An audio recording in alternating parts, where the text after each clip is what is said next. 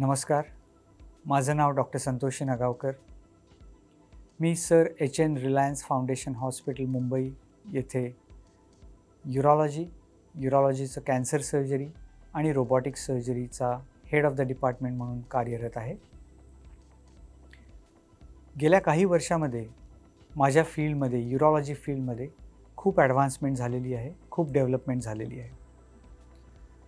मला जर विचारलं की कुठली डेव्हलपमेंट सगळ्यात जास्त मार्क करते सध्या, तर त्याचा आन्सर खूप डिफिकल्ट होईल.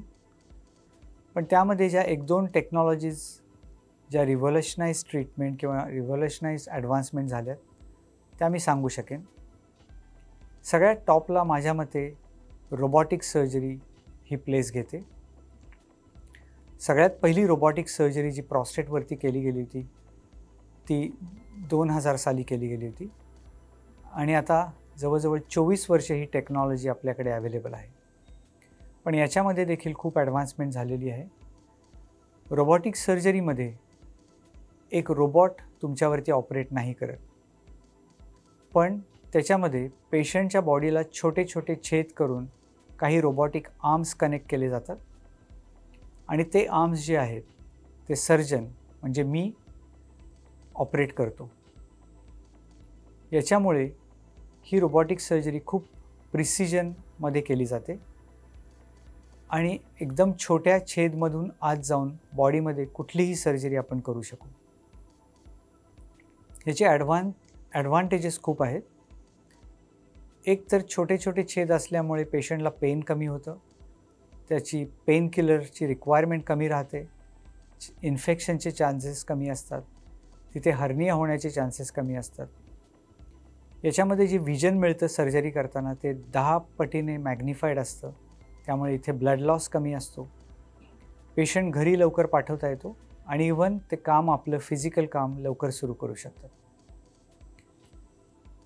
24 वर्षामध्ये हे दिसून आलं आहे की जी कन्व्हेन्शनल ओपन सर्जरी आहे किंवा लॅप्रोस्कोपी सर्जरी आहे त्याच्या आणि रोबॉटिक सर्जरीच्या ओव्हरऑल आउटकममध्ये काही फरक नाही आहे. पण डेफिनेटली अर्ली रिकव्हरीसाठी रोबॉटिक सर्जरी ही खूप फायद्याची ठरलेली आहे. दुसरी जी टेक्नॉलॉजी सध्या बऱ्यापैकी अस्तित्वात आहे ती म्हणजे फ्युजन बायोप्सी.